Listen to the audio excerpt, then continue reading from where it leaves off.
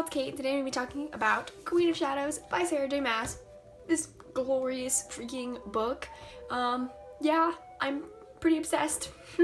Like 100%. So this video definitely is going to have spoilers in it. This is not like a spoiler-free review because I figured that'd be kind of hard to do since it is the 4th book in the series.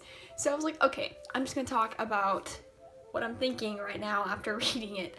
So let's just get on with my thoughts because I have a lot to say. The beginning of the book broke my heart because Kale and Selena were just fighting non-stop 24/7, and I still shipped them so hard at the beginning of the book that my heart was crying, my heart was screaming. It was broken, okay? It was just broken in 2 pieces. Also, Kale was really kind of being terrible. He was just such a turd. He just insulted her and it was rude, and I just wanted to knock sense into him every second because he seemed to be saying things that just came from such a selfish and narrow-minded part of him that wasn't really shown in Crown of Midnight. And I really, really just wanted the old him to just come back and be like, oh yeah, I suck. I was so mean to you. I'm so sorry. But it never happened. It never happened. Well, until the end of the book. I mean, it did happen in the end of the book, but at the part where I wanted it to happen, it didn't. And then the part when I didn't really care anymore, it did. Also, on that note, I didn't like Nezrin at the beginning of the book because at that point, I was like, okay, Kale is off limits, honey. You need to take a step back and reevaluate what you're doing right now because that's not okay. But by the end of the book, I did like her. I'm not gonna lie. I did like her. Although I'm still it's still kind of hard for me to ship her and Kale together, but I'm getting used to it because of Rowan. I'm gonna save that. I'm gonna save that for a little bit later. So I really, really love Lysandra, which was the most unexpected thing in this book, maybe, because I hated her in Assassin's Blade, which I'm sure is how everybody felt, but she was just terrible to Selena in the Assassin's Blade. But in this book, she's amazing, okay? She's such a good friend, and it's so cool that she's a shapeshifter. Like, I don't know what a ghost leopard is, but it's pretty cool that she can be one. Once again, Arobin is so confusing. I cannot figure him out. He was just like this in every other book that I've seen him in. So basically, the Assassin's Blade is where I got that kind of background on him. But for now, he's just the same. Like, I never know whether or not to trust him or not, even though my brain is like, he's going to mess her up. He's going to take advantage of her. We need to not trust him. But then my heart is like, wait a minute. Is he actually, does he actually like her? Does he actually love her like the way that he says he does? And it's so confusing. It's beyond confusing. I missed Sam so much this entire book. There were scenes where she'd be talking about how she was wearing his clothes or something like that, or she wanted him next to her. And it just broke me. It broke me. It broke me. It kind of made Kale seem irrelevant. It made everybody else seem irrelevant as well. And it seemed like Sam was like the only person that mattered in that moment, and that's what really killed me. I love Adian. He is such a great character, and his bond with Selena is so unique. And I didn't see it coming, but it was really awesome.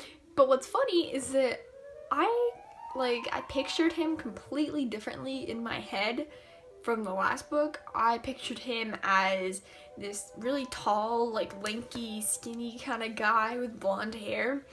And then I was so confused when they started describing him as being huge and bulky and muscular, and I was like, whoa, I didn't think like that.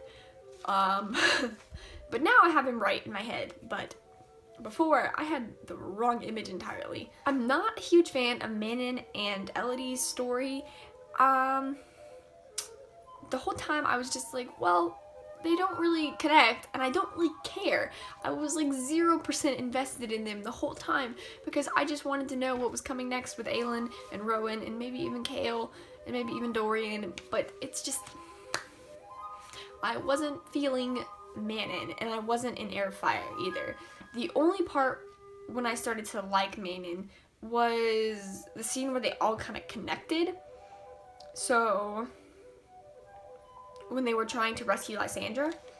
And that conversation between Dorian and Manon, even though it lasted for like 0.2 seconds, I shipped them already. It's just, I felt like there was some kind of instant connection or something between them, and I could just see them, I could just see it happening in the future. But also, I kind of just got to thinking, what if Dorian ended up with Elodie? Just think about that. But in some ways, though, Elodie reminds me of Sorsha. So I wouldn't like that, because it's like he's repeating something, and I just don't like that. When Rowan, I used to call him Rowan, but then I was like, okay, I don't like how that sounds, I'm gonna call him Rowan now.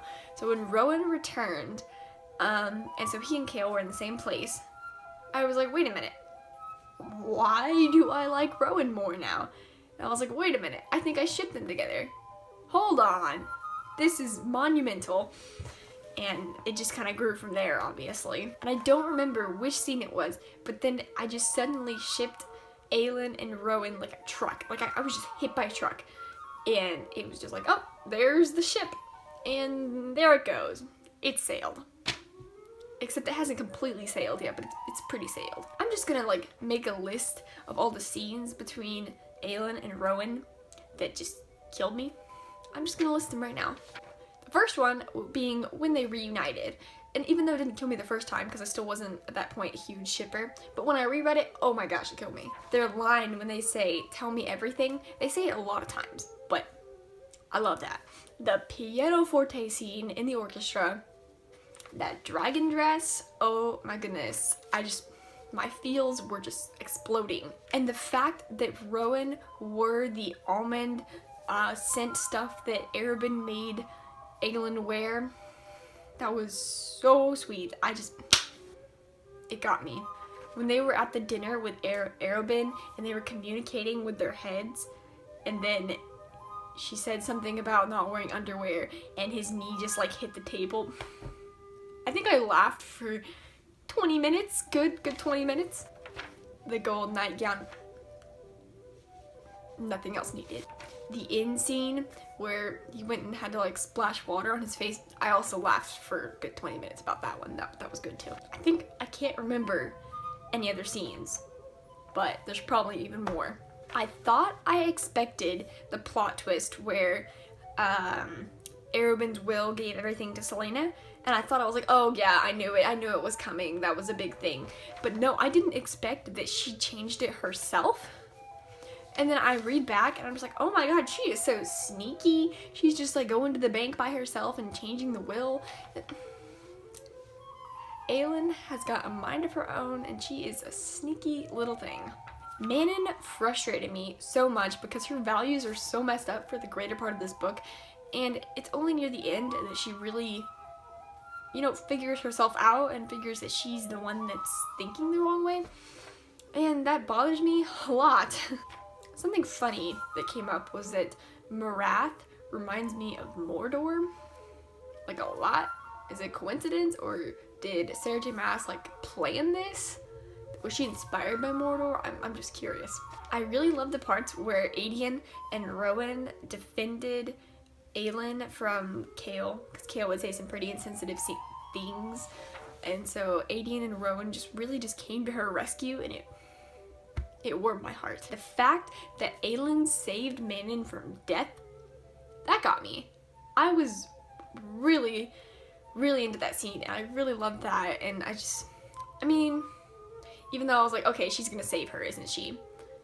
It still was glorious, and it still was amazing to me. Well, I might be ahead of the game, but I already ship Lysandra and Aedion, because they just go together. Yep, that's a big yes, and that's... I don't know, I can't explain it. It's just a big yes, I miss the old Celaena and the old Kale together, but I know that they'll never be those people again. So now that Celaena is now Aelin, I ship her with Rowan because they go together as two people.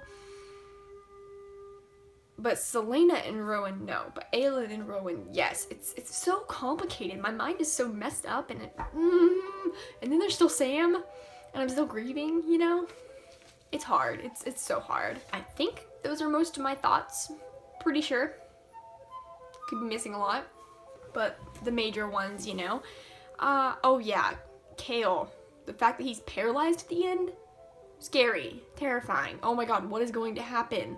If he dies? No, he's not gonna die. But if he doesn't get fixed, whoo, smashing will occur.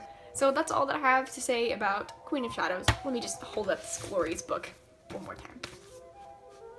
Let's just look at it. I love it. Anyway, that's all I had to say today, so thank you so much, and I'll see you soon. Bye!